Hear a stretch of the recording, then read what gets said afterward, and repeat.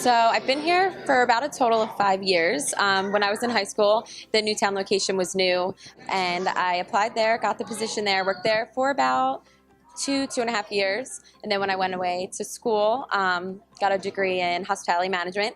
First thing I wanted to do was come back and apply for the management position. I've been here for about 2.5 years since then, working in quite a few of the different stores. Now the general manager of our flagship store, and also the director of training for the company. So if there's a new position opening up, then I'll train the new manager in whichever store needs a position filled. And I was like obsessed with everything healthy and just wanted to like live a good lifestyle. So obviously Jules was really the only thing at the time that wasn't like a fast food restaurant that hired high schoolers.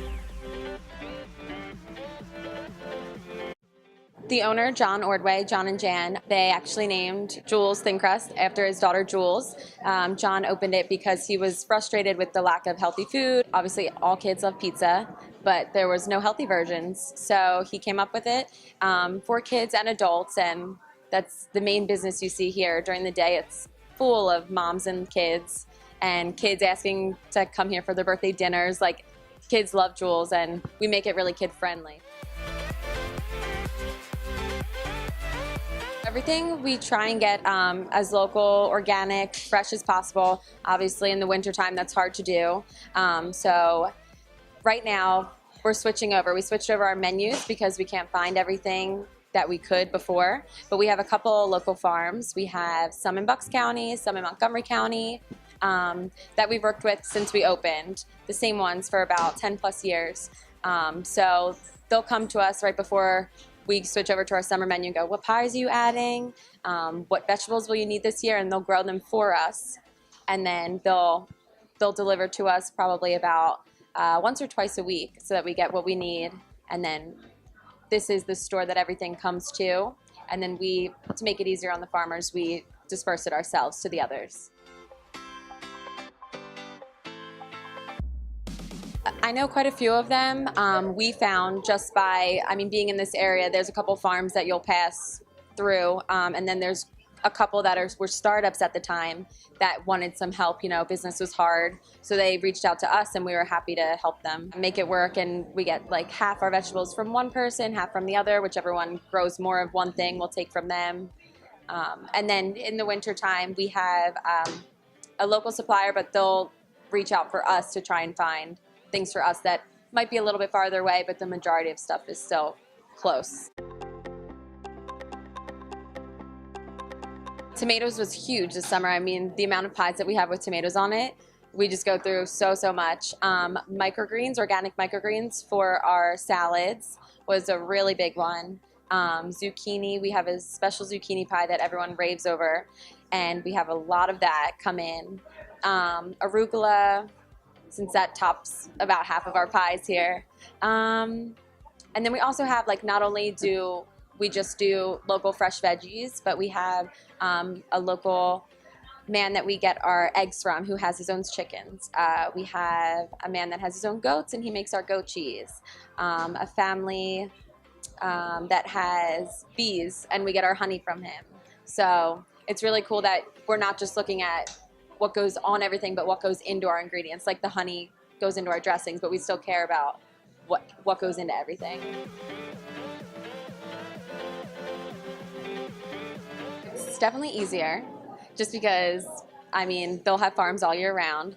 They won't have to change up their menu really like we do. We go from zucchini pies to butternut squash pies because that's what's fresh here.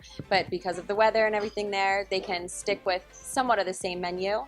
Also, they'll just have more options. But we definitely have enough farmers around here to get us going.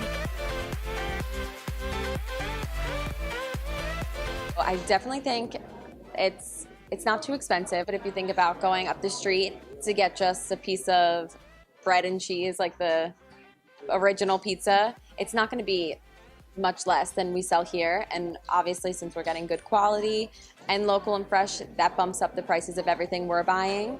So we just run the numbers and sell it as cheap as we possibly can to make it accessible for everyone.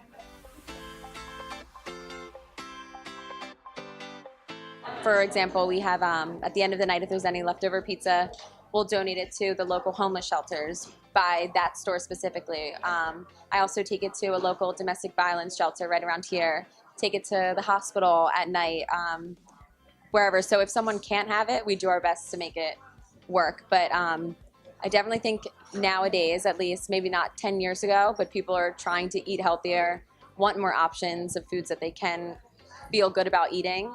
So I think we're definitely only gonna do better with like customers coming in. So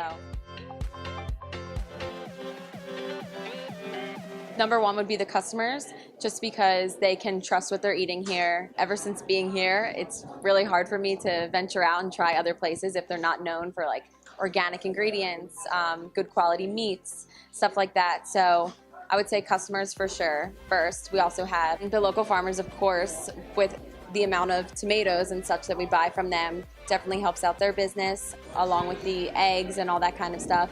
And then the employees, we start above minimum wage, good hours, we're not open too late, off on holidays. So I would say it's beneficial all around. When they come in here, they know they're eating right, they're feeding their children right, they're helping the local community by sourcing their ingredients there, and it's definitely just like a mom and pop type town where definitely the people that live here want to support the local businesses and that they do well, but it definitely helps that we're giving them good food to want to come back to open up in a more urban area, go into the cities. However, rent's more expensive, with us trying to keep our prices down so that it's accessible to everyone. Be a little bit harder to find our local farms, transferring them to those locations, but we're definitely working on it. We're going to figure it out at some point, and we're going to definitely be opening up in some cities. So when I first started here, which was about 8 years back, just when we had 2 locations, we always sold gluten-free pizza, but that definitely wasn't as high of demand as it is now. With allergies increasing or people becoming more aware of them, our gluten-free sales are crazy. Almost one person from each group of people that come in here need gluten-free pizza, need vegan cheese. Not everyone can eat everything they used to now.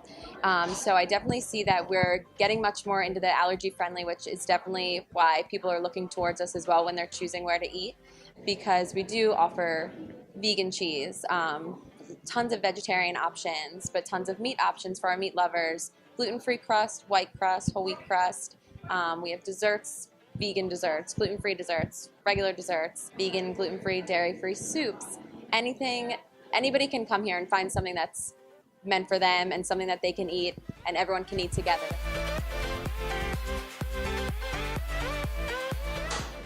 We did just purchase a food truck so that, you know, we can get into the urban areas before making a commitment.